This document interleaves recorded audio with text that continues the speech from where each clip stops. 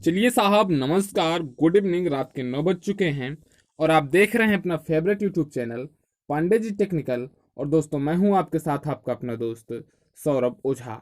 देखिए साहब, आज इस वीडियो में हम बात करने वाले हैं यूपी पॉलिटेक्निक फर्स्ट सेमेस्टर के उन सभी स्टूडेंटों के लिए केमिस्ट्री के अबाउट। तो केमिस्ट्री से रिलेटेड इन दिनों हम लगातार आपको इंपॉर्टेंट क्वेश्चंस की वीडियो प्रोवाइड करवा रहे हैं। इसके पहले हमने आपको एलपीजी और सीएनजी गैस की फुल इंफॉर्मेशन दिया है कि इससे कितने चैप्टर्स के, इससे कितने नंबर के क्वेश्चंस बनते हैं एलपीजी से और सीएनजी से। तो अगर आप वो वीडियो देखना चाहते हैं तो नीचे डिस्क्रिप्शन में जाकर के देख सकते हैं, जहां से हम अपने एलपीजी गैस की लिंक दे रखे हैं, हम दे देंगे। ठीक है, तो आइए साहब बात करते हैं आज स्नेहक की। ये ईंधन एवं स्नेहक जो चैप्टर है आपका, चैप्टर नंबर 2 होगा या फिर 3 होगा, उससे बहुत ही इंपॉर्टेंट ये चैप्टर बनता है। इस चैप्टर से आपका ईंधन से आता है लगभग 7 नंबर का क्वेश्चन और आपका स्नेहक से बनता है लगभग 5 नंबर का क्वेश्चन। और इस पूरे चैप्टर से आपका टोटली 12 नंबर के क्वेश्चंस आते हैं, जिसमें से स्नेहक आपका 5 नंबर का महत्वपूर्ण होता है। देखिए, केमिस्ट्री से बहुत सारे बच्चों को डर लगता है, लेकिन आज एक केमिस्ट्री बहुत ही इंटरेस्टिंग होने वाली है, क्योंकि आज के हम इस 15 से 20 मिनट के वीडियो में पूरा का पूरा स्नेहक समाप्त करने वाले हैं। मतलब आपका 5 नंबर 100% पावर के साथ कंप्लीट करवाने वाले हैं। तो फटाफट चैनल को सब्सक्राइब कर लीजिए, अपने दोस्तों को भी शेयर कर दीजिए। रात के 9 बज रहे हैं, इसलिए सभी स्टूडेंट एक बार गुड इवनिंग के कमेंट के साथ जुड़ जाते हैं। देखिए दोस्तों, अगर आप मुझे और फॉलो करना चाहते हैं तो मेरे channel study more by Saurabh पर जा सकते हैं, STUDY मोर बाई सौरभ पर जा सकते हैं, जहां से आप मेरे को फॉलो और कर सकते हैं, मेरे को सब्सक्राइब कर सकते हैं वहां से। ठीक है, स्टडी मोर बाई सौरभ पर। तो आइए आज बात कर किए लेते हैं हम थोड़ा स्नेहक के अबाउट। तो जो ये स्नेहक होता है, सबसे तो कॉन्सेप्ट यही बनता है कि स्नेहक है क्या और स्नेहक की इंपॉर्टेंस क्या है, और स्नेहक जो है ये कितनी बार क्वेश्चन पेपर में पूछा गया है। तब अगर हम अभी आपको टाइम गिनाएं तो ये 2001, 2002, 2003, 2004, मतलब कंटिन्यू रूप से आपका स्नेहक से क्वेश्चन बना है, वो भी 5 नंबर का, पूरे के पूरे 5 नंबर का। बहुत ही इंपॉर्टेंट पॉइंट है ये, बहुत छोटा सा कॉन्सेप्ट है, उसी को आज हम पूरा समझने वाले हैं। तो स्नेहक होता क्या है, मान लीजिए आपकी कोई ये एक प्लेट आप ले लीजिए, कोई एक लोहे की प्लेट ले लीजिए, और फिर कोई एक दूसरी लोहे की प्लेट आप ले लीजिए। समझिएगा कॉन्सेप्ट। और इन दोनों प्लेट्स को आप एक दूसरे पर रगड़िए। तब आप रगड़ने पे देखेंगे कि एक प्रकार की इसमें से खर्र खर्र की ध्वनि आएगी, और आपको थोड़ा सा ज्यादा फोर्स लगाना पड़ेगा, ज्यादा बल लगाना पड़ेगा इन दोनों को एक दूसरे पर घिसने के लिए। ठीक है, पहली कल्पना तो हमने यह कर लिया। अब दूसरी कल्पना हम करते हैं कि हमने वही लोहे की प्लेट उसी आकार की उसी तरह लिया, और एक दूसरी लोहे की प्लेट हमने ले ली, और दोनों में अब हम क्या करते हैं, बीच में एक पदार्थ लगा देते हैं, जिसको हम लोग स्नेहक बोल देते हैं। इसको लगाने के बाद अगर हम दोनों को आपस में रगड़ते हैं तो हम देखते हैं कि रगड़ने में बहुत ही आसानी हो रही है, एवं इससे जो एक वांछनीय प्रकार की ध्वनि प्राप्त हो रही थी, बहुत ही बुरी सी ध्वनि, अब वो स्नेहक लगाने पर हमें नहीं प्राप्त हो रही है, और इसमें हमें अधिक फोर्स भी लगाना पड़ रहा था।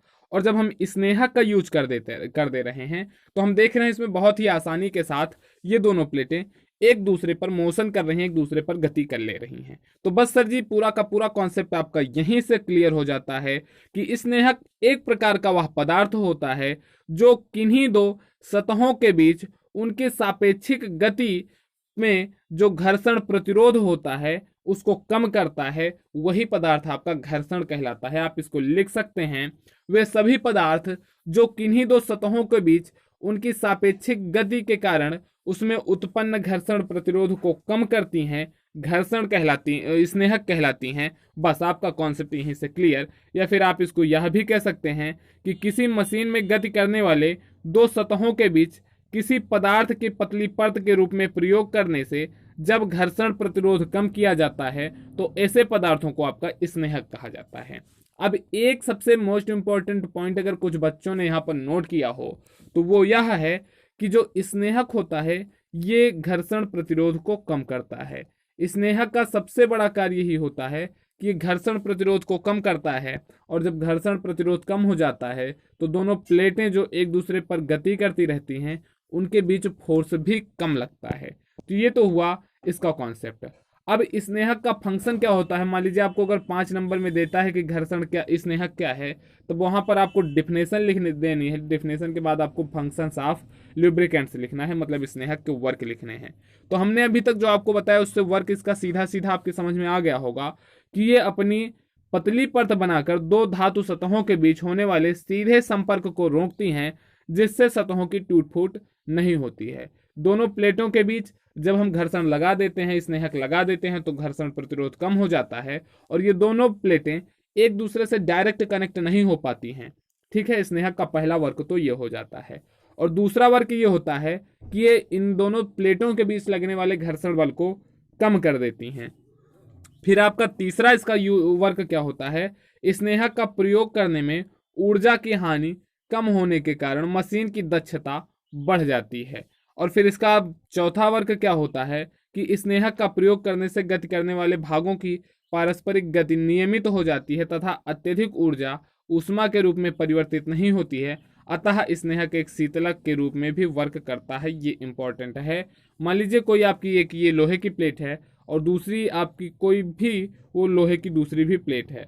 अब आप दोनों प्लेट को अगर रगड़ेंगे तो देखते हैं कि इस पे थोड़ा सा टेम्परेचर इसका जो है वो बढ़ जाता है और दोनों प्लेटों के बीच टेम्परेचर थोड़ा सा बढ़ जाता है और वो टेम्परेचर आप इस पे जो वर्क कर रहे हैं उसी का एक रूप होता है। मतलब दोनों प्लेटों को रगड़ने पर उसमें एक टेम्परेचर वाली एनर्जी हमको प्राप्त होती है और जब हम इसमें स्नेहक लगा देते हैं तो वही एनर्जी आपकी वर्क में डायरेक्ट कन्वर्ट हो जाती है।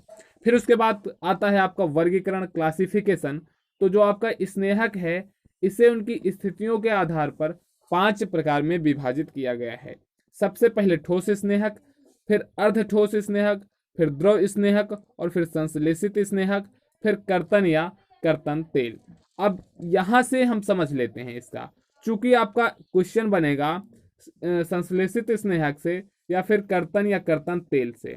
आपका अगर एक्स्ट्रा क्वेश्चन बनता है तो इससे बनता है, बाकी इन तीनों से आपका बहुत ही नॉर्मल हो सकता है, संभवतः 1 नंबर का क्वेश्चन पूछ ले और नहीं तो मुश्किल है कि इससे पूछता है। बस आपको क्लासिफिकेशन लेकिन कर देना है जब आपसे पूरा स्नेहक के बारे में 4 से 5 नंबर का देता है तब।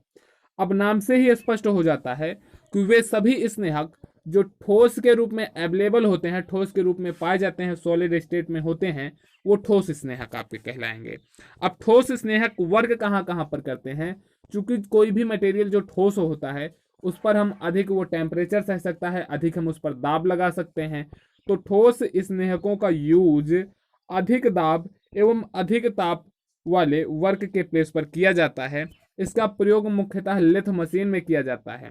लेथ मशीन अभी आप आगे जाएंगे जब प्रैक्टिकल्स में जाएंगे मशीनों में, तब वहां पर आपको लेथ मशीन मिलेगी और लेथ मशीन में ठोस स्नेहक का यूज किया जाता है और उसमें ग्रेफाइट, ठोस स्नेहक का एक प्रकार क्या होता है आपका ग्रेफाइट होता है। ठीक है, ग्रेफाइट जो कि कार्बन का एक अपर रूप होता है।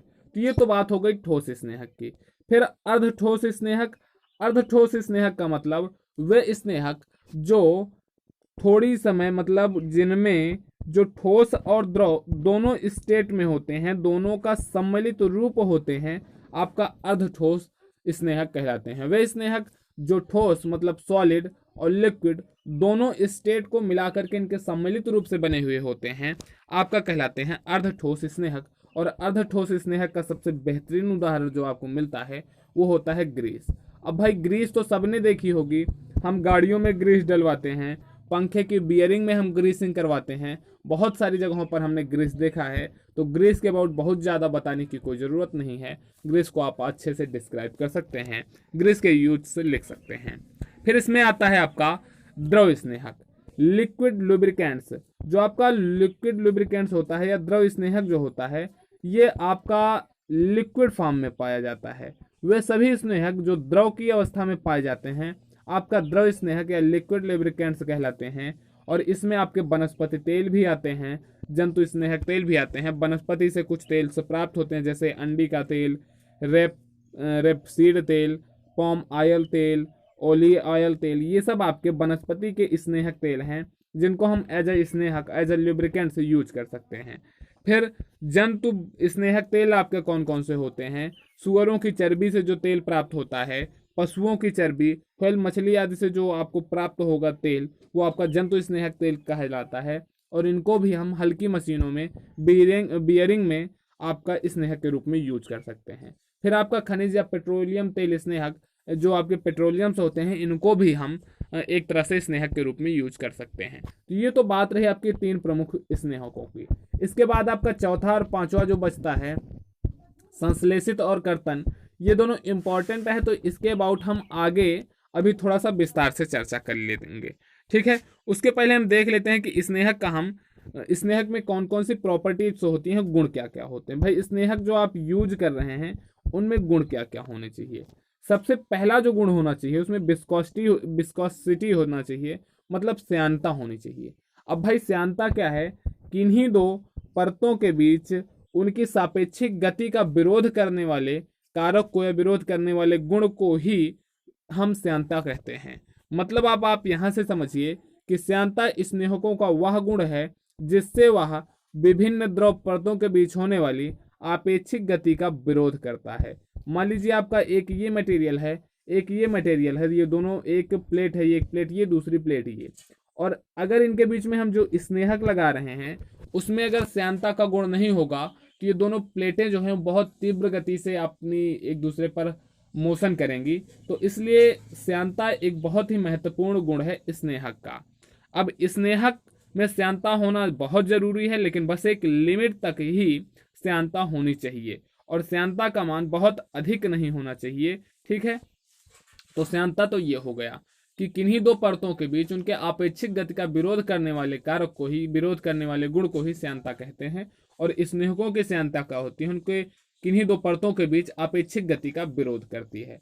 फिर स्निग्धता क्या होती है, ऑयलनेस। ऑयलनेस क्या होती है, किसी स्नेहक का किसी प्लेट पर चिपकने का गुण ही स्निग्धता है। किसी, आपने मान लीजिए कोई भी स्नेहक आप यूज कर रहे हैं, मान लीजिए हम मान लेते हैं ग्रीस ही आप यूज कर रहे हैं, तो इस ग्रीस को आप जिस प्लेट पर यूज कर रहे हैं उस प्लेट पर चिपकने की जो प्रॉपर्टी होगी वही आपकी स्निग्धता कहलाती है।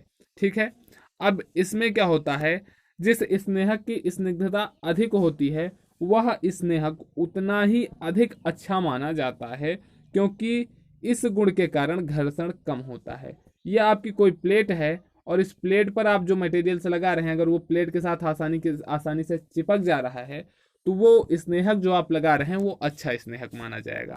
फिर वाष्पशीलता, मतलब वाष्पशीलता क्या होती है, किसी भी पदार्थ का वाष्प के रूप में कन्वर्ट होना ही, वाष्प में बदल जाना ही वाष्पशीलता कहलाती है।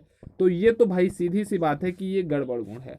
मान लीजिए आप किसी एक बाल्टी में पानी लिए हुए हैं और पानी को टेम्परेचर दे रहे हैं, तो कुछ समय बाद क्या होगा, अगर उसमें वाष्पशीलता का गुण होगा तो पानी पूरा का पूरा उड़ जाएगा, मतलब यहाँ पर पानी आपको बचेगा शून्य। अगर भाई घर्षण, आप स्नेहक में ही बात करें तो किसी प्लेट पर आप स्नेहक लगा दिए और वहां पर टेम्परेचर हुआ, अगर ये स्नेहक वाष्पशील होगा तो उड़ जाएगा, मतलब हमें उड़ाना नहीं है स्नेहक को, हमें लंबे समय तक यूज करना है। तो ये जो वाष्पशीलता होती है, ऐसा स्नेहक अच्छा माना जाता है जिसकी वाष्पशीलता का गुण कम से कम होना चाहिए और वो अधिक से अधिक टाइम तक बना रहे। फिर इसके बाद आपका आता है प्रज्वलन ताप या स्फुरांक। जब किसी स्नेहक तेल को एक निश्चित दर से एक विशिष्ट उपकरण में गर्म करते हैं तो जिस तापक्रम पर वह वाष्प में परिवर्तित होने लगता है वही उसका फ्लैश अंक कहलाता है। मतलब आपका जो प्रज्वलन होता है या फ्लैश पॉइंट होता है, ये हमने आपको पहले भी बताया है, ये किसी पदार्थ का वह टेम्परेचर होता है जिस पर कि वह वाष्प में बदलना प्रारंभ कर दे। तो ये टेम्परेचर अधिक से अधिक होना चाहिए।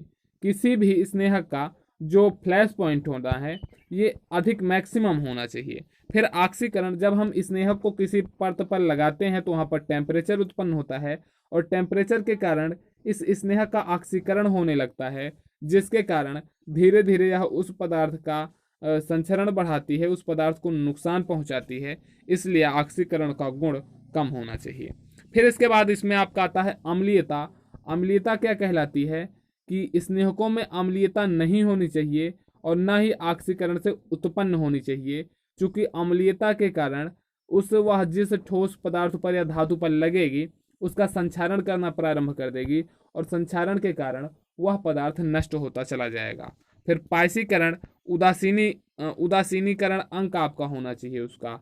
ये उदासीनीकरण अंक आपका एक मान होता है, मतलब एक क्वांटिटी होती है जो कि 1 ग्राम स्नेहक तेल को उदासीन करने के लिए आवश्यक होती है। किसी स्नेहक तेल का उदासीनीकरण अंक पोटेशियम हाइड्रोक्साइड KOH की मिलीग्राम में वह मात्रा होती है जो 1 ग्राम स्नेहक तेल को उदासीन करने के लिए आवश्यक होती है। फिर इसके बाद जो आपका इंपॉर्टेंट आ जाता है वो आ जाता है आपका संश्लेषित स्नेहक। ठीक है, संश्लेषित स्नेहक आपका क्या होता है? पेट्रोलियम युक्त स्नेहक का उपयोग उच्च तापमान रासायनिक रूप से क्रियाशील वातावरण में इनमें कुछ विशेष यौगिक मिलाकर के किया जाता है। जब कोई भी आपका जो है स्नेहक है, यदि हम उसमें कोई यौगिक मिला दें, मतलब कोई उसमें उसके गुणों में चेंज करने के लिए उसमें कुछ एक विशेष प्रकार का यौगिक मिला दें, तब उसकी प्रॉपर्टीज से चेंज हो जाती हैं और उस स्नेहक को हम बहुत अच्छे रूप से उपयोग कर सकते हैं। ऐसे स्नेहक ही आपके संश्लेषित स्नेहक कहलाते हैं। और संश्लेषित स्नेहकों में आपके ये निम्न प्रॉपर्टीज होनी चाहिए, मतलब वो अज्वलनशील होना चाहिए, उसका फ्लैश टेम्परेचर मैक्सिमम होना चाहिए, उसमें उसमें स्थिरता होनी चाहिए, उच्च श्यानता सूचकांक होना चाहिए और रासायनिक स्थिरता भी होनी चाहिए आपके संश्लेषित स्नेहक में। तो ये तो बात रही संश्लेषित स्नेहक की। फिर आपसे ये अलग से क्वेश्चन बन जाता है कभी कभी कि कर्तन द्रव या कर्तन तेल क्या है। ये आपसे अलग से क्वेश्चन बनेगा, तो 3 नंबर में क्वेश्चन बनेगा और 2 नंबर में आपको स्नेहक से कुछ और इसके पहले हमने जो स्नेहक में बताया है वो पूछ सकता है। ठीक है, मतलब कुल मिलाकर 5 नंबर का ही स्नेहक से मतलब आपके इस वीडियो से बनने वाला है। तो कर्तन द्रव या कर्तन तेल जो होता है ये क्या होता है? जब किसी तेज धार वाले औजार का प्रयोग हम अनेक मशीनी उपकरणों, मान लीजिए काटना, छीलना, छिद्र करना आदि में यूज करते हैं, तो जिस भी हम मशीन को यूज करते हैं उसका टेम्परेचर धीरे धीरे इंक्रीज होने लगता है, टेम्परेचर बढ़ने लगता है और उस मशीन की धार नष्ट होने लगती है। तो कर्तन द्रव या कर्तन तेल क्या करता है कि उसके टेम्परेचर को कॉन्सोनेंट बनाए रखना, मतलब कॉन्टिन्यूस बनाए रखने का प्रयास करता है कि उसका टेम्परेचर जो है वो नियत बना रहे, एवं उस जो मशीन है उस मशीन की धार को भी बनाए रखने का प्रयास करती है, धार को नष्ट होने से रोकती है। कर्तन द्रव वही होता है। ठीक है, कर्तन द्रव क्या होते हैं? ऐसे तेल होते हैं जो कि किसी मशीनी प्रक्रमों में प्रयोग किए जाने वाली मशीनों की धार को नष्ट होने से रोकते हैं एवं उनको अतितप्त होने से बचाते हैं, आपके कर्तन द्रव या कर्तन तेल कहलाते हैं। बस इतना सा ही इसका मेन पूरा का पूरा सबसे कॉन्सेप्ट है। फिर इसमें आ जाता है कर्तन तेल के मुख्य कार्य क्या क्या होते हैं। तो भाई वो कर्तन आपका जो तेल यूज किया जाता है किसी मशीन की धार को डिस्क्रीज होने से, मतलब धार खत्म होने से बचाता है। तो मतलब यह मशीनी प्रक्रमों जैसे काटने, छिद्र करने अथवा छीलने वाले औजारों की धार तथा सतह को ठंडा करता है। औजारों व धातु के बीच स्नेहक का कार्य करता है, धातु की सतह को संक्षारण से बचाता है, मशीनी प्रक्रमों में एकत्रित पदार्थ जैसे लोहे की छीलन आदि को धोकर दूर करता है। आपका कर्तन तेल जो होता है ये इसका हम वर्क की बात कर रहे हैं। ठीक है, फिर कर्तन की जाने वाली धातु के ऊपर वायुमंडल का कोई प्रभाव नहीं पड़ने देता है। कर्तन औजार की आयु में वृद्धि करता है तथा मशीनन क्षमता बढ़ाता है। मशीनन क्षमता कैसे बढ़ाएगा? अगर उस मशीन की धार को वो नष्ट नहीं होने देगा और उसका टेम्परेचर नहीं बढ़ने देगा, तब वह अधिक दिनों तक यूज की जा सकती है और मशीन की दक्षता अपने आप बढ़ जाएगी। कर्तन द्रव में गुण क्या क्या होने चाहिए? एक, कर्तन द्रव पारदर्शक होना चाहिए, सस्ता, आपको आसानी से मिल जाना चाहिए, अच्छे शीतलन प्रॉपर्टी वाला होना चाहिए और इसका प्रज्वलन ताप अधिकतम होना चाहिए। यह चिपचिपा नहीं होना चाहिए। ठीक है, आपका चिपचिपा नहीं होना चाहिए और कार्य करते समय यह झाग भी आपका उत्पन्न करना चाहिए, क्योंकि झाग उत्पन्न करेगा तो जो अशुद्धियां होंगी उन्हीं के साथ अशुद्धियां दूर हो जाएंगी। और इनके प्रमुख उदाहरण क्या क्या हैं? जैसे कम शक्ति वाले क्षारीय यौगिक तथा जल का मिश्रण आपका एक कर्तन द्रव का मिश्रण हो जाता है। हल्के जो आपके जितने भी हल्के खनिज तेल हैं उनको हम एक कर्तन द्रव के रूप में यूज कर सकते हैं। फिर वसा तेल तथा हल्के खनिज तेलों को भी हम कर्तन द्रवों के रूप में यूज कर सकते हैं। तो ये तो आज बात रही लुब्रिकेंट्स की, और पूरा का पूरा आपका जो इम्पोर्टेंट रहता है लुब्रिकेंट्स चैप्टर से वो समाप्त हो जाता है। अगर आप पूरा यह वीडियो देख लेते हैं तो आपका 5 नंबर यहीं से आसानी के साथ क्लियर हो जाता है। अब हमारा अगला चैप्टर बनता है जल, मतलब वाटर। इस चैप्टर से आपका 10 नंबर का क्वेश्चन और बहुत ही आसान चैप्टर बहुत ही धमाकेदार तरीके से हम आपको बताएंगे भी। तो तब तक के लिए दोस्तों नमस्कार। शाम के डेली 7 बजे पॉलिटेक्निक एंट्रेंस एग्जाम, रात के 9 बजे पॉलिटेक्निक सेमेस्टर एग्जाम की क्लासें आपको मिलेंगी। और हमारे channel study more by Saurabh पे आप जरूर पहुंचिए और मेरे अबाउट ज़्यादा देखिए। और पांडे जी टेक्निकल जो कि पॉलिटेक्निक का बहुत ही फेमस और बहुत ही विश्वसनीय चैनल है, इससे लगातार बने रहिए। नमस्कार, जय हिंद, जय